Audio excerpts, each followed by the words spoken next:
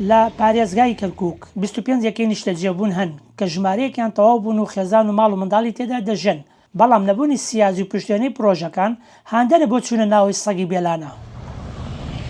تۆڕی 1964 چووە ئەو قوتابخانەی کە چەند ڕۆژێک پێش ئێستا ئەلەند ئەیمەنی تەمەندە ساڵ لە کاتی گەڕانەوە لە قوتابخانە سەگی بێلانە پەلەماری دا و بەهۆی وەگیانی لەدەستدا.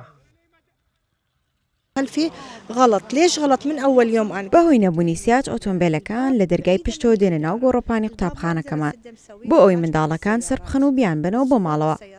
ژووری کارگەری لەگەڵ دەرگای قوتابخانە زۆر دوورن لە یەکترەوە. سد الباب يعني جراج هو طالع من هذا الباب.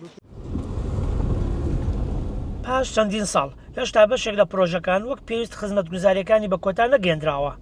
ئەمەی شوای کرد نیگەرانی و نائارامی لای دانیشتوانەکەی دروست بکات لە کاتێکدا تا دێت ژمارەی سەگە بێلانەکان زۆر دەبن. لجنە تەشکیلکەن بێن متابعیەکە بە یەکێم ستیانە بکەن. ستی وایە 15 ساڵە ستیە تا ئێستا 150 مەشروعەکەی تەواو نەکردووە. ئەتە نازانم یعنی بەخۆ دڵی بەچی خۆشە سیاجێکت نییە لە سیاجی بەشەر بچێت بەم ڕۆژگارە هەموو سەگ و ئاژەڵ و حیوان دڕندە ڕووە کاتە ناو ستیەکان کە ناوەری مناڵ دەرکەیتە دەرەوە. بەپێی ئامارێک کە 1964 لە فەرمانگەی تەندروستی کەرکووک دەستی کەوتووە لە سەرەتای ساڵی 2024 تاوەکو ناوڕاستی کانونی دووەمی ساڵی 2025 لە شارەکە 21 کەس لەلایەن سەگی بێلانە و پەلەمار دراون. لەو ژمارەیە 8 کەسیان گیانیان لە دەستداوە کە سەرجەمیان منداڵ بوون. ئەوە لە کاتێکدایە ئیدارەی شارەکە دەستی بە کوشتنی بەشێک لەو سەگە بێلانانە کردووە لە ڕێگای گولەی تاپڕ یان بە ژەهر خواردن کردنیان، بەڵام بەشێک لە ڕێکخراوەکانی ئاژەڵ دۆست بە ڕێکارێکی هەڵەی دەزانن.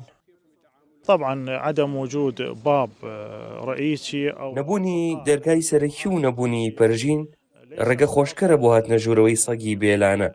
نەک سەگ بگرە دیاردەی دزیکردن و ئەنجامدانی تاوانی شتەیدا. ئیدارەی شار داوای کردووە سەرجەم پرۆژەکان دەبێت سیاج بکەن. بدون وجود سیاج. نعم. سەگی بێلانە بۆتە ڕۆژەفی کەرکووکیەکان. زۆرینەی وای دەبینن ئەوەی لە سیتیەکان دەگوزرێ دەربارەی ڕێژەی پەلەماردان و گەستنی سەگ کەمی خزمەتگوزاریە. بە پێی سۆراغی 1964 لە لای ئەنجومەنی پرۆژە نیشتەجێبوونەکانی کەرکووک لە کۆی 25 پرۆژە دە لە پرۆژەکان پەرژینیان سیاجیان نییە. کاروان ساڵحی 1964 کەرکووک.